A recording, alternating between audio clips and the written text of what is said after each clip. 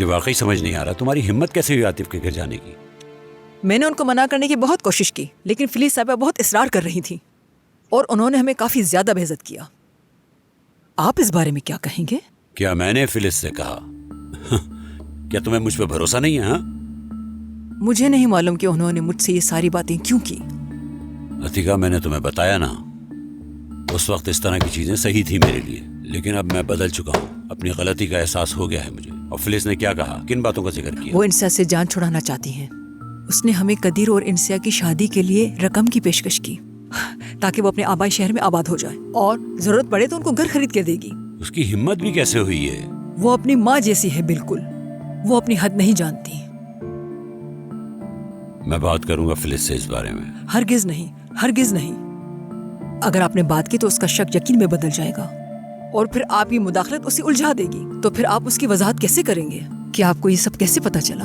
نہیں، اس نے ہمیں خبردار کیا ہے کہ اس بات کو ہم اپنے درمیان رکھیں. انسیا قدیر کو نہیں چاہتی، یہ ماہر نے بتایا مجھے. قدیر اس کے لیے بہترین لڑکا ہے. میں انسیا کو جلد از جلد اس گھر سے نکالنا چاہتی ہوں. میں اب کسی بھی طرح مبینہ پہ یقین نہیں کر سکتی اور نہ ہی میں انسیا کو وہاں چھوڑوں گی. انسیا عاطف کے گھر میں نہیں بلکہ میرے گھر میں ہے. اسے کوئی تکلیف نہیں پہنچا سکتا، یقین کرو میرا. در حقیقت میرا آپ کے پاس آنے کا مقصد بھی یہی تھا ضیاء صاحب. انسیا کا اس گھر پہ حق ہے کیونکہ ایک عرصے سے میں اس کے ساتھ نہیں رہی. اس بات کا میں حق نہیں رکھتی. وہ ایک بات کہتی ہے، میں خاموش ہو جاتی ہوں، لیکن میں اس کے لیے سوچتی ہوں. مت سوچو اس کے بارے میں. تم جانتی ہو انسیا کو اور تمہیں اس کی فکر کرنے کی کوئی ضرورت نہیں. میں اس کا خیال رکھوں گا، بے فکر ہو جاؤ. سمجھ گئی تم؟ میں نے اس کی دیکھ بھال کے لیے اس کی آنٹی کی ذمہ داری لگائی تھی لیکن نتیجہ ظاہر ہے. لیکن اب میں اسے اپنے ساتھ رکھنا چاہتی ہوں. تو کیا تم اسے میرے گھر سے نکالنا چاہتی ہو؟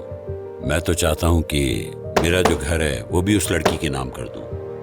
میں کسی طرح اپنا بوجھ ہلکا کرنا چاہتا ہوں. یعنی میں ہر روز دعا کرتا ہوں کہ جو ناانصافی میں نے اس لڑکی کے ساتھ کی ہے اللہ اس کی مجھے معافی دے. مگر ایک گناہ اور بھی ہو گیا ہے. دیکھو نا، میں اپنی بیٹی کو ہی گھر واپس نہیں لا سکتا. کہاں ہے وہ؟ گھر چھوڑ دیا اس نے. مجھے امید ہے وہ ٹھیک ہوگی.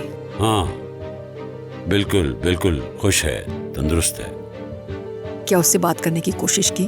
ہاں کوشش کی تھی مگر اس نے میری پیٹھ پر چھرا گھونپ دیا ہے. کہہ دو جو دل میں آ رہا ہے. کہو نا کہ انسان جو بوتا ہے وہی کاٹتا ہے. اپنے کیے سے کوئی نہیں بچ سکتا.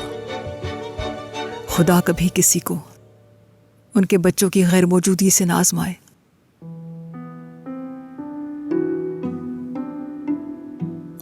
خدا دشمن کو بھی نہ اس آزمائش میں ڈالے.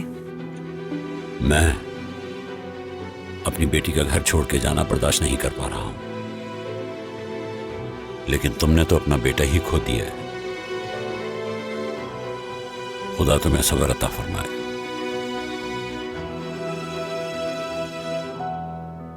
ویسے بتاؤ عتیقہ، میں تمہارے لیے واقعی کیا کر سکتا ہوں؟